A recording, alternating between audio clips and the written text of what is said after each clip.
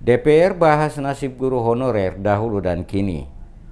Persoalan pengangkatan tenaga guru honorer kursusnya K2 di Provinsi Maluku hingga saat ini belum juga selesai. Masih banyak guru honorer berstatus kontrak yang sudah lebih dari 10 tahun mengabdi, nasibnya masih terkatung-katung karena pengangkatan menjadi guru definitif lagi-lagi belum terrealisasi. Untuk memperjuangkan nasib mereka, sejumlah guru honorer di Kota Ambon kembali mendatangi gedung DPR di Maluku mempertanyakan nasib mereka yang sudah 13 tahun berstatus guru kontrak namun tidak pernah diangkat menjadi aparatur sipil negara.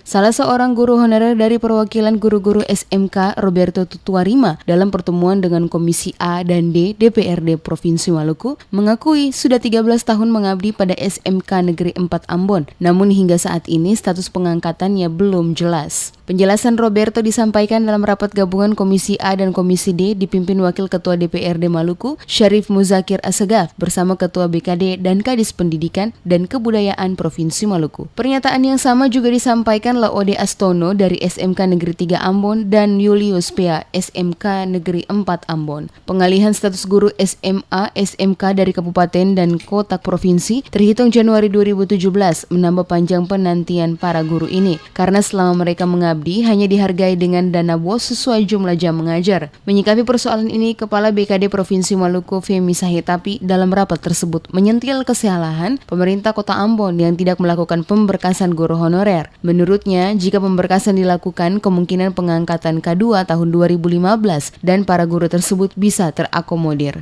Ada penjelasan yang baik dari kota, kenapa ini tidak diberkaskan?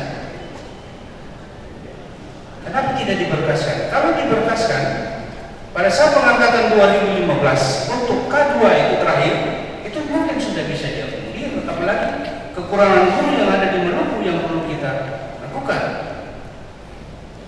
Dan atas berkat yang dilakukan oleh pemerintah Provinsi Maluku, juga DPR, kan ada sebagian jumlah guru yang kita beri honor sampai hari ini untuk melakukan itu. Dan saya minta bahwa tenaga ini sebenarnya sangat dibutuhkan Pak Ketua dan Bapak Ibu anggota, karena majunya sekolah SMK tergantung dari guru produktif. Guru adaptif yang guru yang lain kita bisa cari, tetapi produktif ini yang susah. Sementara itu, anggota DPRD Maluku John Rahantokna menyayangkan kurangnya koordinasi antara Dinas Pendidikan, pemerintah kabupaten, kota, dan provinsi saat pengalihan status SMA dari kabupaten kota ke provinsi. Akibatnya berdampak pada tidak diakomodirnya guru-guru yang dinilai berpotensi untuk diangkat pada tahun 2015 lalu. Bukan di Dinas Provinsi, tapi salahnya ada pada Dinas Kabupaten Kota kita.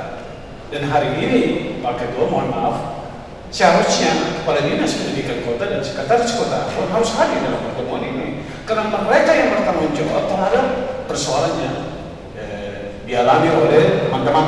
Ini mungkin aja teman-teman, saudara-saudara ada di Kota Ambon, tapi bisa bayangkan aja teman-teman yang ada di luar Kota Ambon. Mereka mau ke sini urus mereka punya masalah aja kan sudah habis ongkosnya. Dan ini adalah kesalahan pemerintah kabupaten kota. Kan kewenangan kan per 1 Januari 2017 kewenangan itu baru dilimpahkan ke provinsi.